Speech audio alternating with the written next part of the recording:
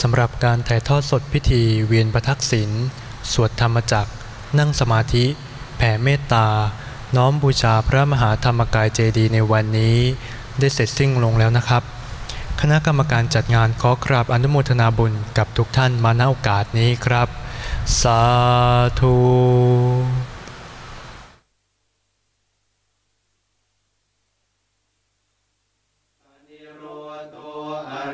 สัจจังสัจจิกตันติเมภิกขเวปุเพอนัน